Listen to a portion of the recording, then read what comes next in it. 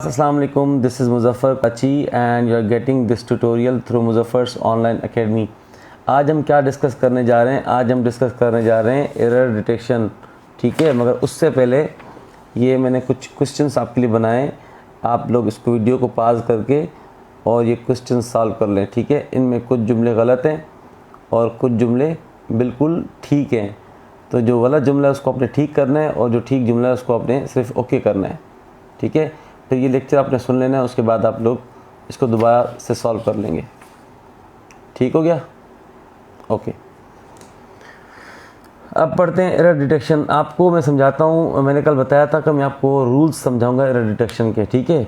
अब एक चीज़ समझें कि एरर डिटेक्शन का कंसेप्ट क्या है। सबसे पहले हम समझते हैं इसका कंसेप्ट क्या है। एरर डिटेक्शन का मतलब होता है कि एरर को डिटेक्ट करना, मगर ये इंग्लिश में कुछ स्पेसिफाइड एरियाज़ होते हैं जहाँ से वो एरर डिटेक्शन देते हैं, ठीक है। मिसाल के तौर पर वो सबसे पहले सब्जेक्ट वर्ब एग्रीमेंट, ठीक है, इसमें से एरर डिटेक्शन आती है। 5 स्पेसिफाइड एरियाज़ होते हैं जिसमें से एरर डिटेक्शन किसी भी एग्जाम में वो पूछ सकते हैं। एक हो गया सब्जेक्ट वर्ब एग्रीमेंट, ठीक है।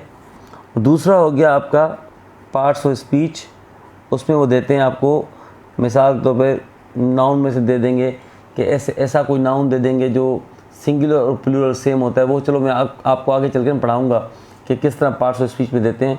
फ़िलहाल आप ये समझिए कहाँ से किन एरियाज़ में से एरर डिटेक्शन आ रहा है।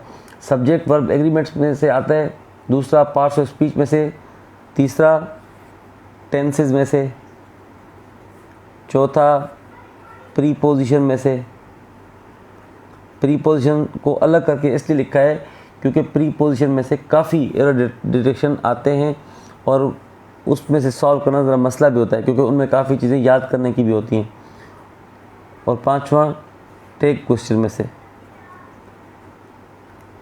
अब ये 5 एरियाज़ ऐसे हैं जिनमें से एरर डिटेक्शन निकलता है।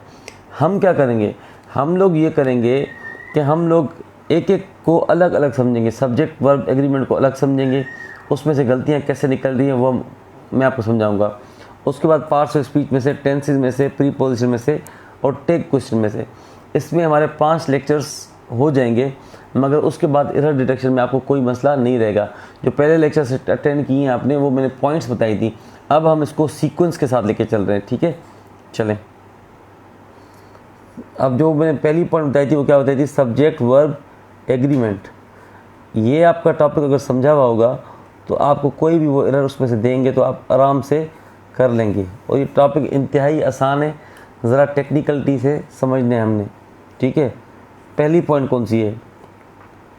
पहली पॉइंट ये है कि 2 सिंगुलर वर्ब, ठीक है, 2 सिंगुलर वर्ब को छोड़ें, 2 सिंगुलर नाउन और प्रोनाउन ये आपस में मिले होंगे तो आपका क्या बनेगा, ये एंड से, अच्छा 2 सिंगुलर नाउन हो या प्रोनाउन हो। मिसाल तौर पर मैं बोलता हूँ John and Ali are brothers, ठीक है। ये सिंगुलर नाउन है, ये भी सिंगुलर नाउन है। कनेक्ट किससे हुए हैं? एंड से। जब 2 सिंगुलर नाउन एंड से कनेक्ट हुए हुए होंगे तो वर्ब क्या आएगा? वर्ब आपका कौन सा आएगा? प्लूरल, सही है। कोई भी 2 नाउन जो एंड से कनेक्टेड होंगे उनके आगे वर्ब कौन सा आएगा? प्लूरल। एक और मिसाल देख लेते हैं। हम बोलते हैं मिसाल तौर पर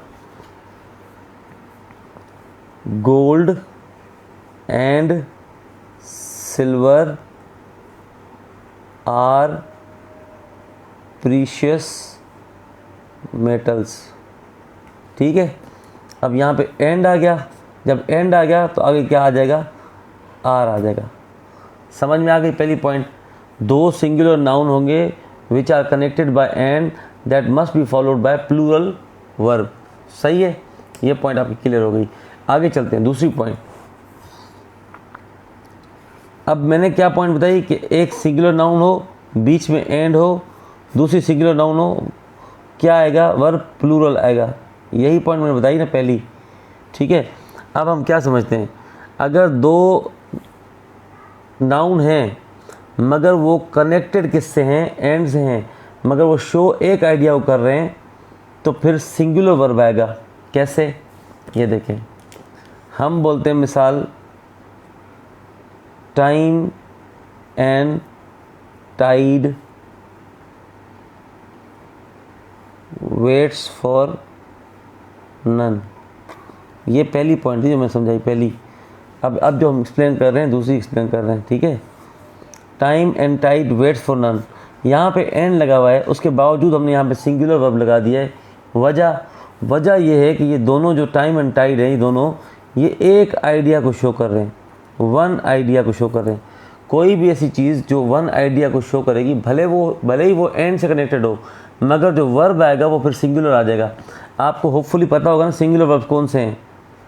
थोड़ा सा मैं बता देता हूँ जो बच्चे नए, सिंगुलर प्लूरल वर्ब्स जो हैं, अब ये जो इज़ है आपका, ये सिंगुलर है, ये हैज़ आपका सिंगुलर है, ये वॉज आपका सिंगुलर है।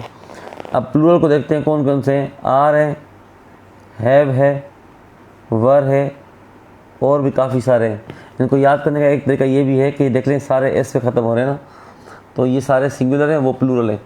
तो मैं पॉइंट ये समझा रहा था आपको कि दो सिंगुलर नाउन हो, वो एंड से कनेक्टेड होंगे, तो आगे वर्ब जो है प्लूरल आता है। जैसे मैं बोलता हूँ Muzaffar and Ali are students of Nambal university. वो आर मैंने क्यों लगाया, क्योंकि वो दो सिंगुलर नाउन थे, ठीक है। मगर इसमें एक और पॉइंट है, दूसरी पॉइंट बता रहा हूँ। दूसरी पॉइंट ये है कि कोई भी ऐसे वर्ड्स हो सिंगुलर जो एक ही आइडिया को शो करें, तो फिर आगे सिंगुलर आएगा, ठीक है। मैं आपको इसका एक और एग्जांपल बता देता हूँ, ठीक है।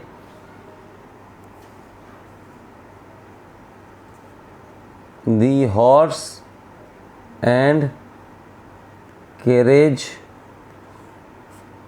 यहाँ पे आर आना चाहिए या इज आना चाहिए, एट द डोर। अब ये बड़ा कंफ्यूजिंग है, यहाँ पे लगता है बच्चों को ऐसा है कि ये दोनों चीज़ें एंड से कनेक्टेड हैं, यहाँ पे आर आएगा, मगर बेसिकली यहाँ पे क्या आएगा, यहाँ पे इज आएगा। क्यों, रीज़न क्या है, हर चीज़ का रीज़न होता है ना। रीज़न ये है कि ये दोनों एक ही चीज़ को शो कर रहे हैं। अगर ये दोनों अलग अलग चीज़ों को शो करते तो यहाँ पे हम आर लगाते। मिसाल तौर पर हम बोलते हैं the horse and the carriage. अब ये देखें दोनों में दी अलग लगा हुआ है ना, तो इसका मतलब ये दोनों अलग अलग चीज़ों को रेफ़र कर रहे हैं। The horse and the carriage are at the door, ठीक है। यहाँ पर फिर आर आ जाएगा। मैं रिपीट कर देता हूँ। मैं पॉइंट ये समझा रहा था कि दो चीज़ें भले एंड से कनेक्टेड हों, मगर if they are showing one idea, तो आगे वर्ब सिंगुलर आएगा। ये पॉइंट मैं समझा रहा था, जिसका मैंने एग्जांपल दिया, the horse and carriage is eight the door, ठीक है। अब मैंने इसके अलावा एक और पॉइंट आपको बताइए कि दोनों चीज़ों में अगर हमें the horse and the carriage दोनों में आप देखेंगे तो इसमें द अलग लगा हुआ है, द अलग लगा हुआ है, तो इसका मतलब ये दो अलग अलग चीज़ें हैं, दोनों ये अलग अलग चीज़ें हैं। जब ये दोनों अलग अलग चीज़ें हैं and they are connected by and, तो ऑब्वियसली आगे जो वर्ब आएगा वो आर आना है, ठीक है। दूसरा हम एक और मिसाल ले लेते हैं, ब्रेड एंड बटर। अब ब्रेड एंड बटर ये आपने देखा होगा कलेक्टिवली इस्तेमाल होते हैं। They always refer to the same idea, make a good breakfast, ठीक है। अब bread and butter because they both are showing referring to the one idea, even if they are connected by and, it must be followed by singular verb. यहाँ पे make नहीं होगा, यहाँ पे क्या आ जाएगा, मेक्स आ जाएगा, ठीक है। I hope I am making some sense, ठीक है। अब तीसरी पॉइंट समझाता हूँ मैं आपको, पैरेंथेटिकल, ठीक है। अगर दो सिंगुलर वर्ब हैं और वो ज्वाइन हुए पैरेंथेटिकल से, और बीच में भले कुछ भी आप विथ लगा दें, एज वेल एज लगा दें, तो आगे सिंगुलर आएगा। मैं बताता हूँ किस तरह। ये देखें, भले विथ आ जाए या एज वेल एज आ जाए, आगे वर्ब कौन सा होगा? सिंगुलर। अब ये बात आपको यहाँ पे समझ में नहीं आएगी, मैं आपको जब मिसाल देके समझाऊंगा तो ये आपको इंशाल्लाह क्लियर हो जाएगी। मिसाल हम ले लेते हैं इसका। मिसाल कौन सा हो जाएगा आपका? Silver as well as cotton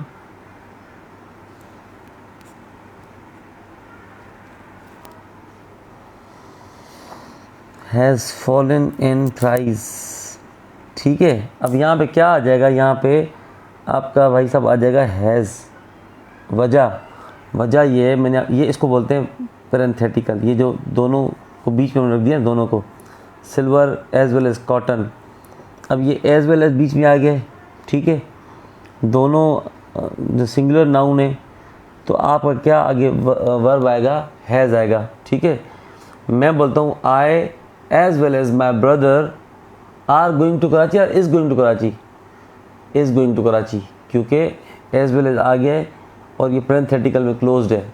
with के साथ एक और मिसाल मैं आपको बता देता हूँ। आप बोलते हैं the CM with his MPAs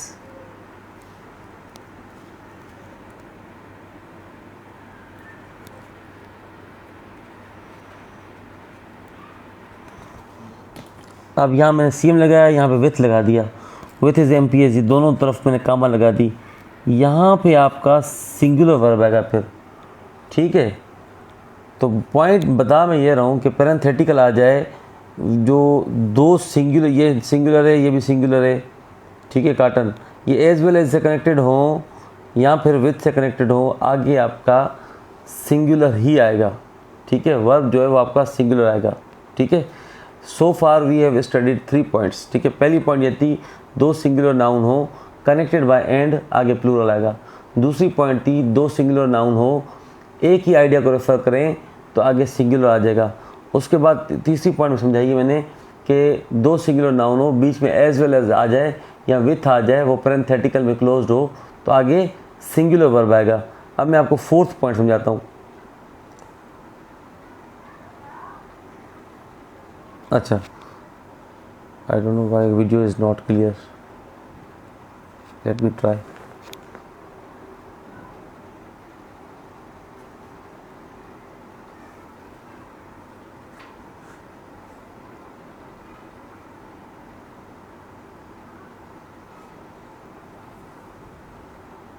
ये आपने पढ़ा होगा ना आर, या आपने पढ़ा होगा नार। ये भाई साहब जहाँ पे भी आ जाएं आपने ये समझ लेना है जो वर्ब होगा वो कौन सा आएगा? सिंगुलर। ठीक है, एक मिसाल देके मैं आपको समझाता हूँ। फॉर एग्जांपल,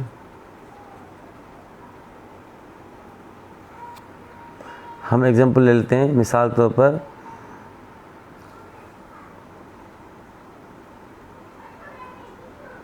इधर को छोड़ देते हैं, हम कोई आसान सा मिसाल लेते हैं जो आपको समझ में आ जाए। हम बोलते हैं, चलो इधर ले लेते हैं, either the cat or the dog. अब क्या है आगे? अब हम वर्ब की जगह छोड़ देते हैं खाली, फिर क्या बोलेंगे? Been here. ठीक है, इसमें हम बीच में कौन सा? Either the cat or the dog dash been there, has been there or have been there. यहाँ पे हम लगा देंगे हैज़ बिन देयर। क्यों? क्योंकि आर लगा हुआ है। जहाँ पे आर लगा हुआ होगा तो आप समझ जाएंगे यहाँ पे हैज़ आना है, हैव नहीं आना। ठीक है, अब हम मिसाल लेते हैं, एक और मिसाल ले लेते हैं। Neither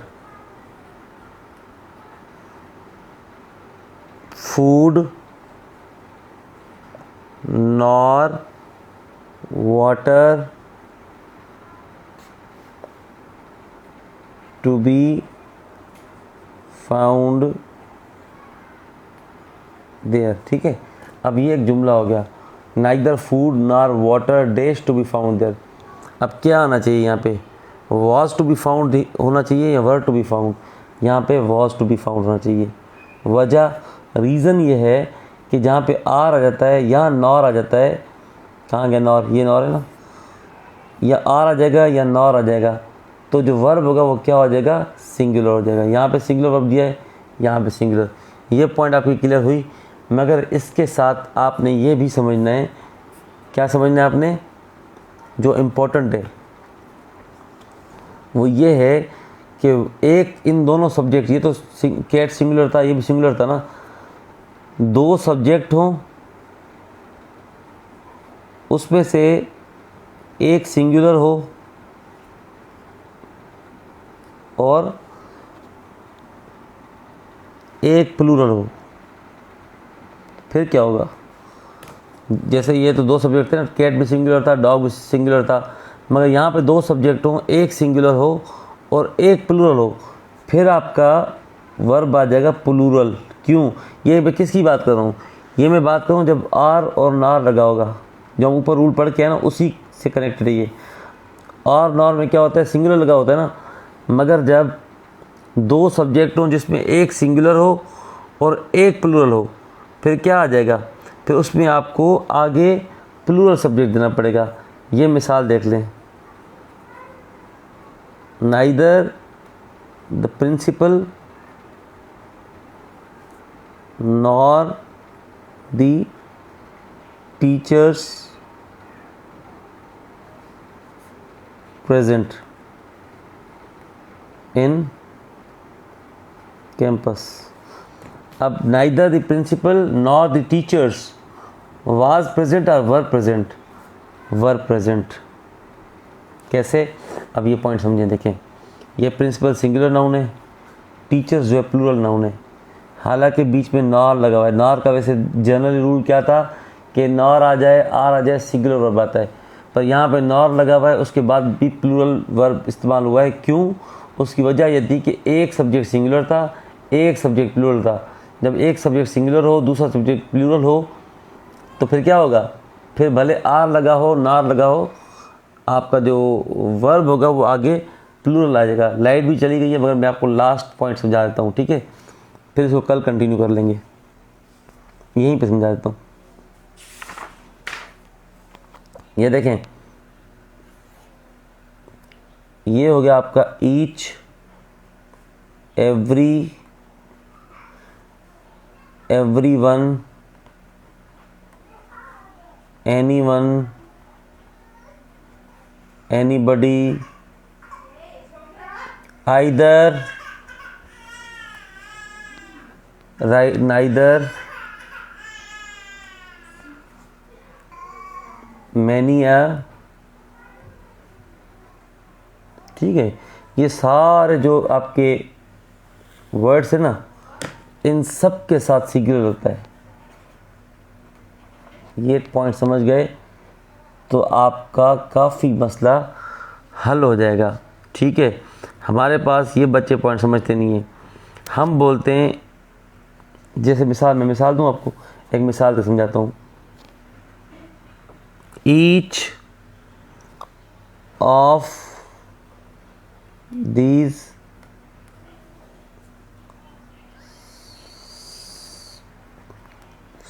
substances, each of these substances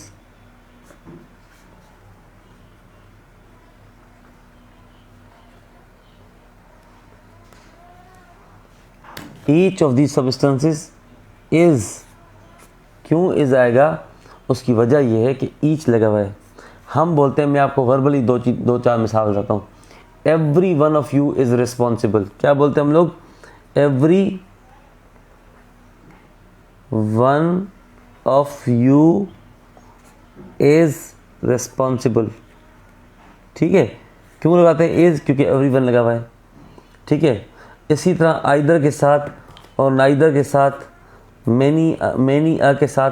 अच्छा, मैनी आ के साथ तो ये आपने गौर से पढ़ना है, मैनी आ के साथ सिंगुलर आता है, ये बड़े कम बच्चों को पता होता है, और ये टेस्ट में मुख्तलिफ में मैंने देखा है कि आया है। मैं एक मिसाल एक समझाता हूँ। हम बोलते हैं मैनी